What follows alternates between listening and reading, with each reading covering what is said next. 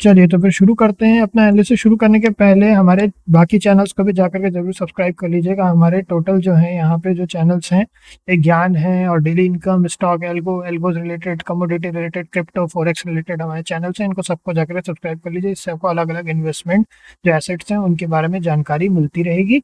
और साथ ही साथ में यहाँ पे ये जो लास्ट लिंक है, ये हमारे जो सबसे ज़्यादा यूज़ होता है न्यूज़लेटर है, जिससे हम अपने सभी एनालिसिस करते हैं, उसकी लिंक है। आप चाहें तो इनको जाकर के भी, इनको यहाँ पे ये पेड सब्सक्रिप्शन इनका रहता है, अगर आप लोग एफर्ट कर सकते हैं जरूर जाकर के सब्सक्राइब कर लीजिएगा, तो काफ़ी अच्छा है।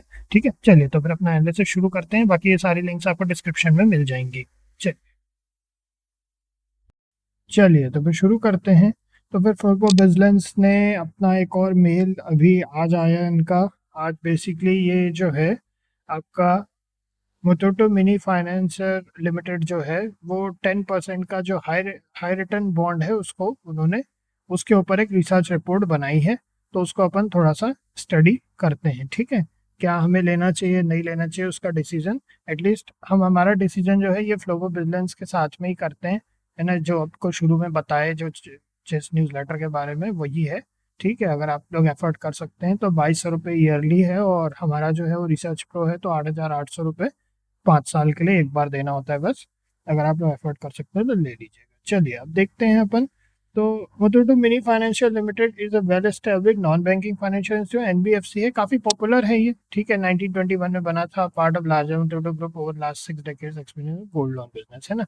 आप लोग सब नाम सुने होंगे।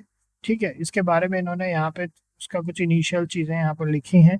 फाइनेंशियल परफॉर्मेंस की बात कही है यहाँ पे थोड़ा बहुत इन्होंने। इसको अपन देखिए, ये तो रिसर्च रिपोर्ट है, इसमें इन्होंने अच्छा हर चीज लिखते हैं ये लोग, है ना। तो जो रेटिंग एजेंसी है वो आईसीआरए है। आईसीआरए ने ए स्टेबल की रेटिंग दी है इसको, जो 27 मार्च 2025 को इन्होंने रेटिंग दी थी। तो रैशनल में a stable reflects the established brand, long track record of gold loan business, comfortable assets quality specially in gold loan, steadily improving earning profile, stable outlook indicates that ICRA expects company to maintain financial risk profile over a medium term and the rating also factor inherent security of gold loans। चलिए ठीक है। अब यहाँ पे coupon rate है 10% का paid monthly. ठीक है, ज्यादातर मंथली लोग प्रेफर करते हैं, तो मंथली अच्छा है। किन्हीं ने पूछा था कि आप कहाँ से ले सकते हैं बॉन्ड। देखिए, कोई रिकमेंडेशन ऐसा कुछ खास नहीं है, हम पेटीएम मनी यूज करते हैं, लेकिन आप जो चाहे वो यूज कर सकते हैं। ठीक है, तो अपना अपना है सबका। सिक्योरिटी में सीनियर सिक्योर्ड है, implied that the damage or a primary claim on the company's assets in the case of liquidation, especially first change of assets including the receiver, ensuring 100% security cover। ठीक है, this significantly reduces the risk compared to unsecured debts। okay, maturity है 12 मई 2028 की, 2 साल 10 महीने बाद की है। This is a medium term investment. Taxation, तो टैक्सेशन वगैरह के बारे में आप लोगों को आइडिया होगा, अगर नहीं है तो किसी दिन हम इसके बारे में, बॉन्ड पे टैक्स कैसे कैलकुलेट होता है, किस तरीके से होता है, ये इस पर एक अलग से वीडियो बना देंगे। लिक्विडिटी की बात करें तो detail price doesn't specify if it listed on the exchange, if unlisted liquidity would be low, meaning it difficult to sell before maturity without significant discount। if listed liquidity will be depend on the market demand। जैसा कि ये common knowledge की बात है, unlisted जो रहते हैं ना उनकी लिक्विडिटी लो रहती है, ओवरऑल ही लो रहती है, क्योंकि अनलिस्टेड है। जैसे ही वो मार्केट में लिस्ट होते हैं, वो मार्केट में जो डिमांड होती है उसके अनुसार उसकी लिक्विडिटी तय होती है। ठीक है, it is associated with investing in the bond. तो क्रेडिट रिस्क होता ही है, डिफॉल्ट रिस्क होता है। Is stable important understand investment grade is not the highest rating. Highest rating जो होती है ना वो ट्रिपल ए होती है।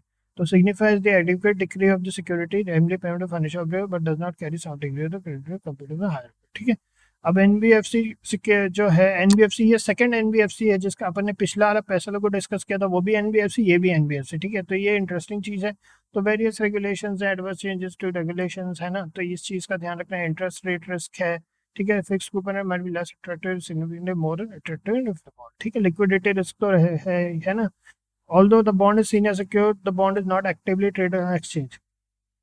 इंटरेस्टिंग बात, सीनियर सिक्योर्ड बॉन्ड है मगर एक्सचेंज पे ट्रेडेड नहीं हो रहा है, तो इसमें क्या लिक्विडिटी की प्रॉब्लम हो सकती है। तो कंसंट्रेशन रिस्क एक और रहता है, जो MFFL signifies the reliance on gold loans. ठीक है, over 90% portfolio exposed to volatility to gold price, potential changes of bond. ठीक है, फिर geographic concentration, substantial portion of the MMFL operation and loan portfolio considered in South India, है, particularly in Kerala and neighboring states। This exposes the company to regional economic downturn, है ना। तो ये एक और चीज हमने इसमें एनालाइज कर रखी है। कंपटीशन की बात करें, हाईली कम्पिटेटिव है।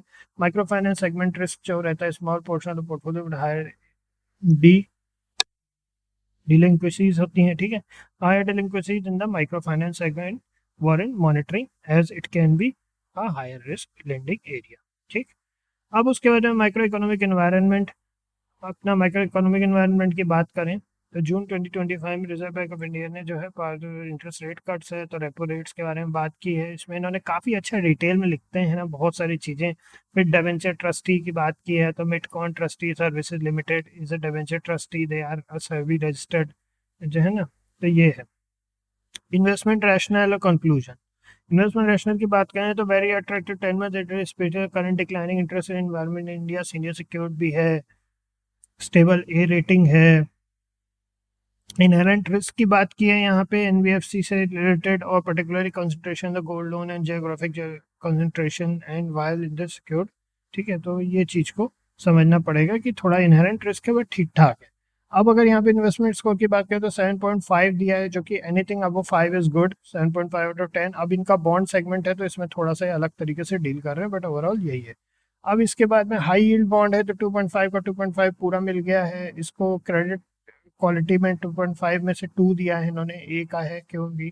सिक्योरिटी की बात करें तो 1.5 में से पूरा 1.5 दिया है, सीनियर सिक्योर्ड है।